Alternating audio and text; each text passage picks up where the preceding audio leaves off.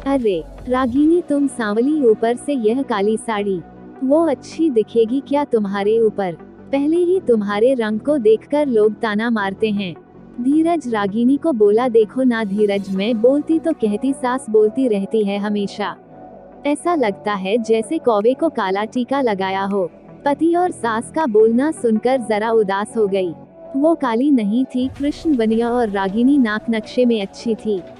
पर पति और सास कलर को लेकर रागिनी को हमेशा ताना मारते थे। क्या करेगा वो भी, वो गोरा और रानी कृष्ण बनिया। लोगों का क्या, वो तो नाम रखने में पीएचडी होते हैं। ब्लैक और व्हाइट जोड़ी बोलते थे दोनों को। धीरज का मन वैसे साफ था। रानी को अगर कोई कलर को लेकर बोलता तो उसे जरा भी अच्छा नहीं लगता था, इसलिए वह भी थोड़ा बहुत बोल देता था ताकि वह जिद ना करें। लेकिन जब वह बोलता था तो उसे इस बात का पछतावा होता था। उसकी माँ घर में हमेशा कड़वाहट रखती थी। आज भी वैसे ही हुआ। घर में उत्सव के माहौल में सुबह जब सास ने रागिनी से बात की तो वह थोड़ी घबराई हुई थी। उसका चेहरा भी शांत था। धीरज वास्तव में खुद पर शर्मिंदा था। अपराधी की तरह बैठने के बजाय वह काम के लिए बाहर गया। कई सारी महिलाएं काली साड़ी पहनकर सड़कों पर चल रही थी। सभी ही गोरी थी ऐसा नहीं था, लेकिन उन पर वह काली साड़ी अच्छी लग रही थी। धीरज काम की जगह पर गया। उसका बचपन का दोस्त राजू और उसका पूरा परिवार साथ में था। जान पहचान हुई तभी पीठ के पीछे से राजू की पत्नी आई। वह भी काली सांवली ही थी। काली साड़ी पहनी थी उसने। पीछे से एक आवाज आई, रागिनी दीदी, अच्छी दिख रही हो आप। आपकी साड़ी भी अच्छी है और आप भी। रागिनी के चेहरे पर खुशी आई, उससे ज्यादा राजू खुश हो गया था। धीरज राजू को कुतूहल से देख रहा था। राजू ने वह देखा और जाना। वो धीरज के सवालों को हल करना चाहता था। राजू ने धीरज से सीधे ही पूछ लिया, पूछो तुम्हारे मन में जो भी है, मैं तुम्हें उसका उत्तर देने के लिए तैयार हूँ। धीरज पहले हड़बड़ाया, फिर वह बोलने लगा कि नहीं नहीं, ऐसा कुछ भी नहीं है। राजू ने धीरज से कहा, तुम मुझे नहीं जानते कि मैं लोगों का मन कितने अच्छे से पढ़ सकता हूँ। तुम तो मेरे बचपन के मित्र हो, तुम्हारे मन की बात भला मुझसे कैसे छुपी रह सकती है।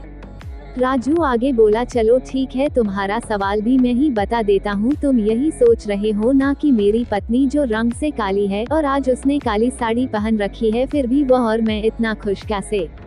धीरज सब कुछ शांति से सुन रहा था और कुछ भी बोल नहीं पा रहा था। राजू बोला, काला रंग ऐसा रंग है जिसमें दुनिया का कोई भी रंग मिला दे वह कभी नहीं बदलता, यानी कि किसी और रंग की संगत में वह अपना अस्तित्व कभी नहीं छोड़ता। इसी प्रकार रागिनी भी दिल से एकदम उस कलर के जैसी है। कभी भी रंगीन ना होने वाली लड़की है। वो अपने मर्जी से जिए, यही मुझे लगता है। मैं उसे खुश देखना चाहता हूँ। लोगों का क्या, वह तो बैठे ही है बुरा भला बोलने के लिए। गोरी औरत रही तो छिपकली बोलते हैं, काली होती है तो चूहा या कौवा बोलते हैं। क्या क्या नहीं बोलते लोग। ताना मारने वाले मारते रहे, हमें हमेशा खुश रहना चाहिए। वही मैं अब कर रहा हूँ। वो सुबह मुझे बोली, मैं कैसी दिख रही हूँ? अच्छी लग रही हो तुम। ऐसा बोलने पर उसके चेहरे पर वो कोलगेट स्माइल देखकर मुझे सकारात्मक ऊर्जा मिली। घर से बाहर निकले तो सभी बोलने लगे कि अच्छी लग रही हो भाभी। हम दोनों ने अच्छे मन से यह बात सोची, कोई ना कोई ताना मारने के लिए बोला ही होगा ना, उस वजह से जीने की दिशा क्यों बदले। धीरज को उसके घर का सुबह का माहौल याद आया। वो खुद पर ही चीड़ गया। उसे लगा वो सचमुच में गलत था। मैं ही रानी को दुख देता हूँ, उस वजह से सब उसे बोलते हैं। अब मुझे ही अपनी भूल सुधार कर उससे माफी मांगनी होगी। उसने हंसते हुए राजू को अलविदा कहा। अपना काम निपटा कर वो एक साड़ी की दुकान पर गया। रागिनी के लिए उसने काले रंग की साड़ी ली और घर गया। घर जाने के बाद रागिनी शांत बैठी थी। उसने रागिनी को आवाज दी और साड़ी उसके हाथों में दे दी। रागिनी को जरा अलग ही लगा। उसने प्रश्नार्थक नजरों से धीरज की ओर देखा। उसने बॉक्स खोलकर देखा तो काले रंग की साड़ी थी। रागिनी, मैं लाया हूँ तुम्हारे लिए ये साड़ी। आज पहन के दिखाओ कैसी दिखती हो तुम। अच्छी नहीं लगी तो बदल देंगे साड़ी को। देखने तो दो कैसी दिखती हो तुम इस रंग में।